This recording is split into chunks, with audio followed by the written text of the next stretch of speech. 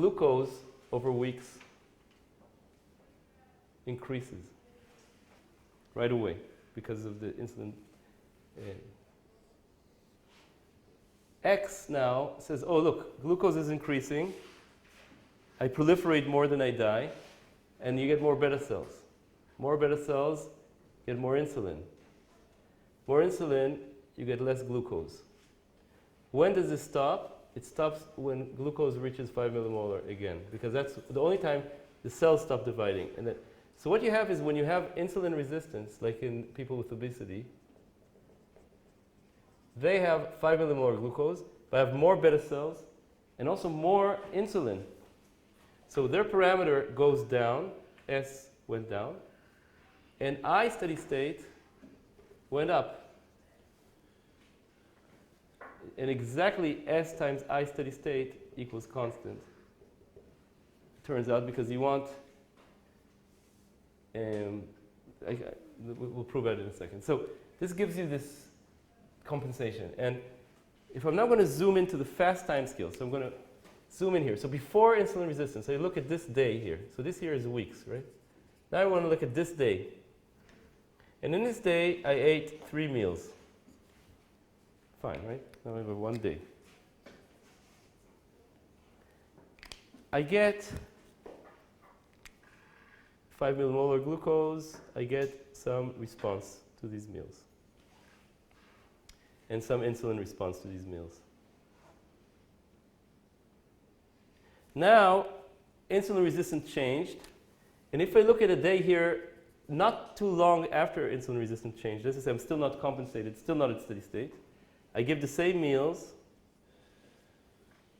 and I get, so I see something wrong. I get long and slow insulin. So here, this is okay. This is not okay. So after insulin resistance, I see something changed. But then as X goes back up, in this point here, I eat the same meals, and I get back exactly, the dynamics, everything, to normal. But my insulin is higher, because that's how compensation works. I have more insulin in order to get back to the normal state. And to prove that the dynamics are invariant, you need to use, just like last time, rescaled variables. So if you make a new insulin that's S times insulin, and a new cells that's S times cells, so rescale the variables, then you can notice that these equations are built. So here I write I. This includes I GAG. If I multiply by S here, here, and here, I get these rescaled parameters. And if I multiply by S here and here, I get rescaled parameters. And that's because cells always make cells. That's the reason you can have X tilde here. And then these equations are invariant. Equations are invariant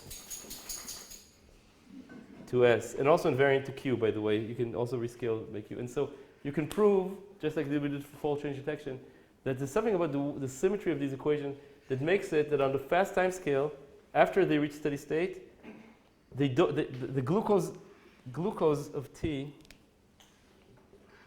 forgets about S. But insulin remembers. So you get higher insulin for lower insulin sensitivity that exactly balances out the, basically you get I twiddled steady state is some constant, and that's exactly S times I, which gives you this hyperbolic relationship because these equations are invariant. So that's talking about the knife's edge, this beta cell insulin glucose model, the rate plot, and we could see this feature, this feature of being completely invariant to a parameter is really very unusual. In fact, quite amazing. And this feature of being invariant to a parameter is called dynamic compensation. And reference Karin 2016. Omer Karin. Here at Weizmann. So, in fact, we actually solved two problems at once here. One is that we can now forget about how well other tissues are listening to me, insulin sensitivity, and still get exactly the same meal response after we compensated. So that's one problem. The second problem is the number of beta cells, which divide and die, is maintained at a certain size, a certain amount. That amount makes sure that glucose is 5 millimolar. So the amount of beta cells adjusts itself according to the biological parameters, but doesn't explode to infinity or go to zero. It's exactly the right size. So this circuit does two things, right? It makes the dynamics invariant to S and solves the problem of the knife's edge because of this feedback loop where the growth rate is determined by the parameter that those cells, by the variable that those cells control. So we added here X that makes insulin. We have this motif here. And I want to say that the same motif in principle seems to happen in other body systems. For example, when you look at control of blood calcium, which is another very important parameter, it's fixed at around 10 millimolar between different people. That's controlled by a special gland, parathyroid gland, which makes a hormone called PTH. And it's the same idea. Calcium, PTH, except the signs are different. PTH makes calcium go down, and calcium increases the production. So these arrows are flipped. And calcium inhibits the production of cells that make PTH. So some of these arrows have minus signs, but it's the same property. And indeed, parathyroid gland can grow. It's very famous, actually. You can have this hyperparathyroidism, diseases of calcium, etc., similar to diabetes, so we think the same kind of mathematics is compensating different organ systems. I also want to say that things like total blood volume, so as you're growing up as a kid or when you become pregnant, blood volume can change. And that enters this parameter Q, because now it's as if when you increase blood volume, insulin gets diluted out, you can say. And it turns out that this same beta cells can expand and shrink to compensate for blood volume exactly also. So as you're growing, your organs can grow just measuring through their blood glucose, make exactly enough insulin to be diluted in your total blood volume. So when you think about it, after you think about it, you have to say, how can the body work with all these changes? And these are very essential kind of feedbacks that you have to have on organs feeding back on their activity. Did I explain myself? And then you say, if this is so perfect, how do we get diabetes? Where does disease come from? What's going on with diabetes, right? So I have more glucose, beta cells can expand, go back, everything's fine. So how can you get disease? So that's the last thing I want to tell you in a few minutes, how we get diabetes. Here, this zoom in about the day. This, and this. Just to explain and say what is it here? Yeah, what I try to say. Thanks. So what I try to say is, so here we have an event of insulin resistance. So before, you had a good glucose tolerance. You necessarily drink 75 grams of glucose, and you have a good glucose tolerance, glucose in the blood. Now there's insulin resistance. So in a scale of a few, let's say about a week after this insulin resistance happens, you'll have an abnormal glucose tolerance test.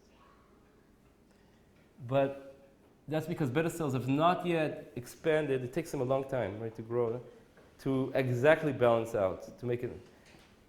So during and after you reach steady state, after beta cells have reached their new size, the glucose tolerance test is indistinguishable from before, even though the parameters change. What is different is insulin. So you reach the same glucose tolerance with higher insulin. Why? Because the sensitivity is lower. So you need more insulin to balance out its lower effect. Did I explain myself now? So that's the. The arrow, when you draw the graph of death and proliferation dependent on the glucose, so the arrows that exchange. This? Yeah. They're dependent on X. On what? On X. These arrows are dependent on sensory systems inside the beta cells that look how much glucose there is, basically how much glycolysis they're making, and the cells, you can say, they kill themselves if they're making too much glycolysis. And the reason they're killing themselves is because the glycolysis makes these reactive oxygen species that damage them, and beta cells are extremely sensitive to this, much more than almost any other cell. And then maybe I should. I want to talk about. Did I explain myself? So if you change glucose sensitivity or anything in the circuit, basically that makes you have too much glucose, the cells will now proliferate more than die, and will return back to and will expand and pushing glucose back. They have to get the glucose back to 5 millimolar, and otherwise they keep proliferating. I think what I wanted to ask is the arrows, the strength of the arrows, I guess depends. I mean, it's different between different people, and that's why you get diabetes. Okay. So let me tell you about why you get diabetes. The question is about why you get diabetes, and then we'll end.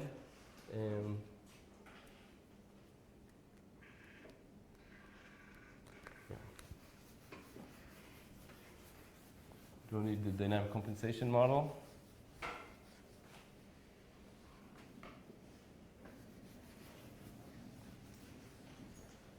And that's because I basically told you only half the truth here. There is, unfortunately, fortunately, another part of this graph, again, very well known, where if you reach the regions of 10 millimolar glucose, they start dying. That's called glucotoxicity. And that's a very well-known phenomenon.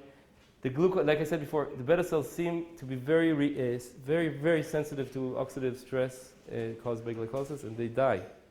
And that's a problem, because and that's related very much to diabetes, because the situation, this creates a new fixed point. You see here, you have a new crossing of these two lines. And this fixed point is a big problem, because as long as you're here, proliferation is bigger than death, and more beta cells and less glucose. But if you're here, let's look at if glucose is very high over weeks, check out what happens. In this here, death, in this region here, is bigger than proliferation. Death is bigger than proliferation. That means beta cells die here. Beta cells die, there's less insulin. Less insulin, more glucose. And this is an unstable fixed point. So this glucotoxicity leads to an unstable fixed point. Just want to give credit to the people who discussed this glucotoxicity in terms of diabetes. And that's a vicious cycle. Cycle. More glucose, less beta cells, more glucose. Because less insulin, more glucose. So that's a problem. And that's you can say, a definition of what's called type 2 diabetes that happens when your beta cells get exhausted, insufficient, etc. So you have to be here for weeks. If you go back here, you can be fine, right? Before you lost all your beta cells. If you go back, you change your diet, you go back here, you can be fine. You flow back. But if you're here for too long, you can, in principle, lose your beta cells. And you are unable to compensate for glucose. You have big problems. You can have. Okay. This vicious cycle here is caused by glucotoxicity. So this rising arm here creates another fixed point. And that is a big topic of research as to how to deal with glucotoxicity. We said what is glucotoxicity, how it happens is these reactive oxygen species and the damage. But I want to ask, yeah. So you said that the type 2 diabetes all beta cells die? This is what happens? No, I didn't say that. I said that in type 2 diabetes, in this region, their number goes down, down, down, down, down. And so you basically don't have enough insulin to balance your insulin resistance, and you have high glucose. But if you try to restart to force low glucose somehow, Yeah. So for example, could you go back? yeah, if you change, that's why if you have type 2 diabetes, you want to change your diet to be here, less glucose. But, Yeah. No one but gets cured it's not, from type 2 yeah. diabetes. So how come you can't go back? yeah.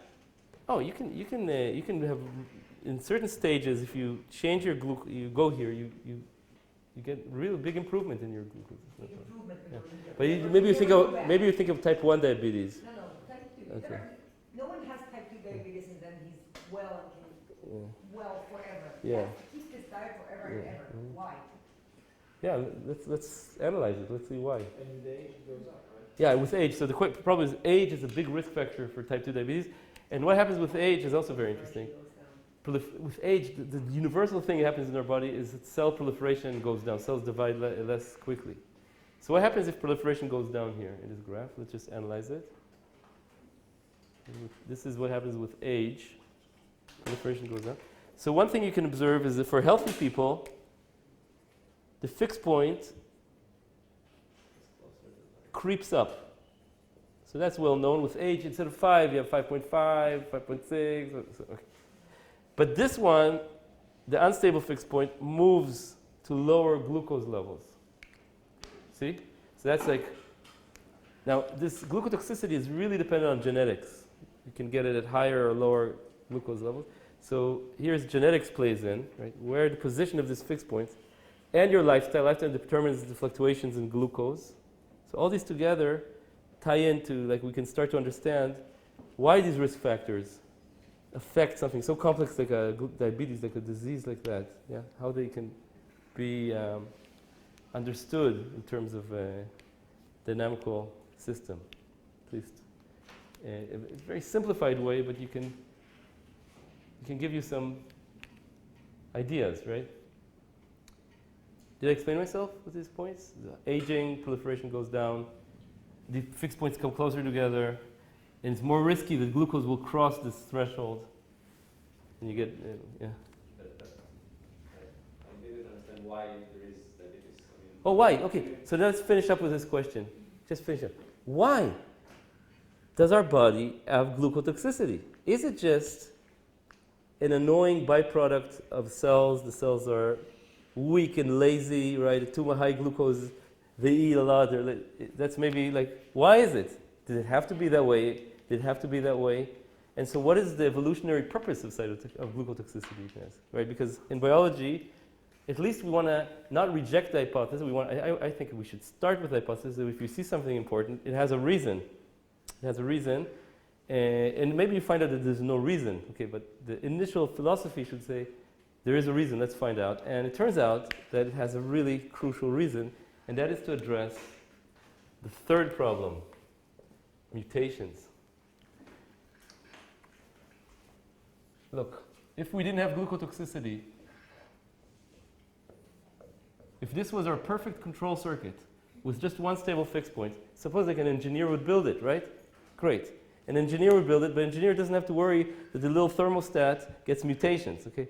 Biology have to worry. So the beta cells are dividing. They make themselves, by the way. The beta cells are not stem cells, apparently. Now, once in a while, so they transport glucose, and they have like proteins like glucokinase that phosphorylates glucose, and once in a while, in this division, you get a mutant. And you get lots of mutants. But if you get a mutant in the sensory system of glucose, for example, a glucokinase that phosphorylates glucose too much, something like that, the cell, this mutant cell, thinks there's more glucose than there actually is. Okay, so once in a while, you'll get a mutant that thinks or senses, or misreads, I'll call it, misreads glucose as more than the actual level. So it could be, in other contexts, it could be a receptor that's firing too much or a receptor that's lost. You always have to worry about those cells. And this occurs very often. So once every I estimate that in a gram of tissue, okay, over a 80-year lifespan, you'll get every possible mutation in the genome 1,000 times. You have an example of a cell with that mutation 1,000 times. That's because mutation rate is 10 to the minus 9, you have 10 to the 9 cells per gram, you have, let's say, a division once per month, you multiply everything, how many months in a lifetime. If not 1,000, it's 100, if not, or 10,000, but it's a lot, right? Now, what's the problem?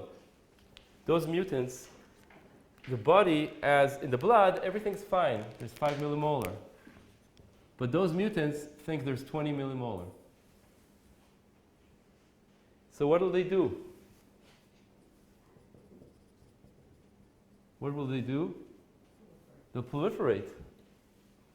So certain mutants, because of this feedback loop, will proliferate, will grow. They have an advantage over their brothers and sisters. And eventually, they'll take over that little island of... Now, okay, so you have... But that's not so good, because now you have all the beta cells. You really have 5 millimolar, but all beta cells think there's 20 millimolar. What will they do? They'll secrete so much insulin to push insulin back to what they think is 5 millimolar, but it's actually, let's say, 1 millimolar. And then you die. So mutants will proliferate, take over, push glucose down to what they sense as 5 millimolar, and then you die. So that's not good. So what does glucotoxicity do?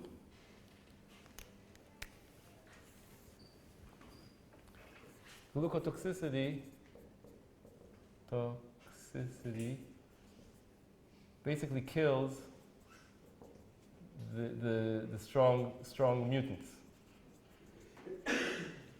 Because for them, they die more than they divide. So it gives mutants that misread the signal a selective disadvantage. And that's a way we think that because of organ size problems and robustness to parameters, you need to have a feedback loop over cell proliferation that's based on the control signal, glucose.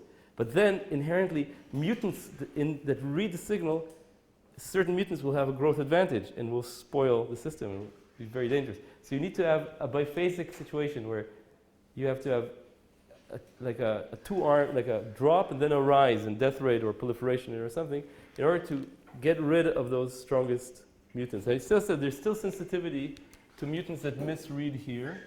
These mutants here that misread the signal from 5 minutes is still a problem.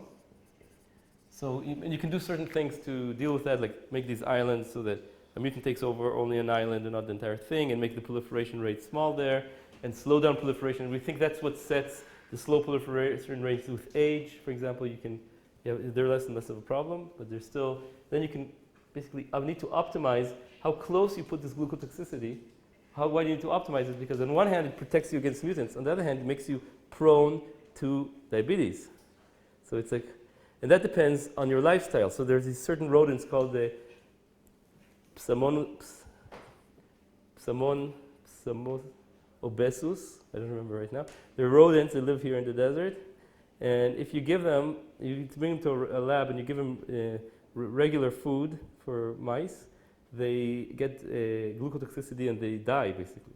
So because they're used to they're really fasting diet. And what happens for them is evolution pushed this glucotoxicity very close here. This is in this Psamonus obesus, because they rarely go above. They don't have a problem with their lifestyle, you can say, because they eat shoresh etz maluach, all these like very, they don't have a lot of glucose. And so, and different genetic backgrounds probably also push this in different, and we see that in different ethnic backgrounds. It depends on recent past of starvation history and feast famine. So you can balance basically the risk between mutant takeover and dynamic instability.